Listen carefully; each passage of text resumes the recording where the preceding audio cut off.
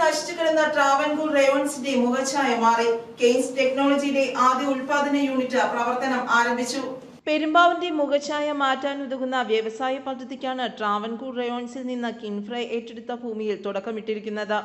ഇന്ത്യയിലെ പ്രമുഖ electronic system and design manufacturing കമ്പനിയായ കെയ്ൻസ് ടെക്നോളജിയുടെ ആദ്യ ഉൽപാദന യൂണിറ്റ് പെരുമ്പാവൂർ കിൻഫ്ര ഇൻഡസ്ട്രിയൽ പാർക്കിൽ വ്യവസായ വകുപ്പ് മന്ത്രി പി രാജീവ് ഉദ്ഘാടനം ചെയ്തു. വ്യവസായ സൗഹൃദത്തിൽ കേരളം 28ാം സ്ഥാനത്തായിരുന്നു. ഞങ്ങളുടെ പുറകിൽ ആരുണ്ടായില്ല, നമ്മുടെ പുറകിൽ ആരുണ്ടായില്ല. 2023 22 റാങ്ക് പ്രഖ്യാപിച്ചപ്പോൾ ചരിത്രത്തിൽ ആദ്യമായി കേരളം വ്യവസായ സൗഹൃദത്തിൽ ഇന്ത്യയിൽ 1ാം സ്ഥാനത്തേക്ക് എത്തി.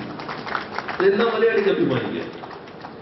അപ്പൊ ചിലർ വിചാരിച്ചത് ശരിയായാണോ, റാങ്കിങ് തെറ്റായിരിക്കോ, ഇത് മറ്റേ തട്ട് വീണപ്പം മൊയിലെത്ത പോലെ എന്തെങ്കിലും സംഭവിച്ചതാണോ? ഒന്നുമല്ല, എല്ലാവരും ഒന്നിച്ചു വന്നു. സംരംഭകരും ഗവൺമെന്റും. നേരത്തെ 28ാം റാങ്കിൽ എത്തിയപ്പോൾ നമ്മൾ 10നും 15നും ഇടയിൽ കിട്ടേണ്ടതായിരുന്നു.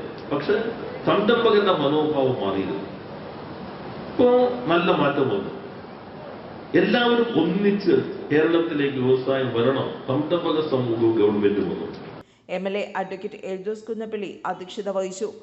അടുത്ത 2 ഘട്ടങ്ങൾ കൂടി 8 മാസം വീതമെടുത്ത് പൂർത്തിയാക്കുമെന്ന് കെയ്ൻസ് മാനേജ്മെന്റ് മന്ത്രിക്ക് ഉറപ്പ് നൽകി.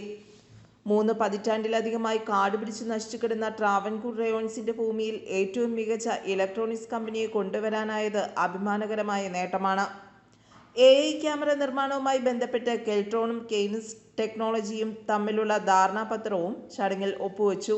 Perumbavoor municipal chairperson KN Sangeetha, KINFRA MD Santhosh Koshy Thomas, Keltron MD Sreekumar Nair, Kaynes technology chairperson Savitha Ramesh, Kaynes സ്ഥാപകനും എക്സിക്യൂട്ടീവ് വൈസ് ചെയർമാനുമായ Ramesh Kunhikannan, managing director doctor N Muthukumar, മുൻ MLA സാജു പോൾ, കൗൺസിലർമാരായ VP ബാബു, ഷാജി കുന്നത്താൻ തുടങ്ങിയവരും പങ്കെടുത്തു.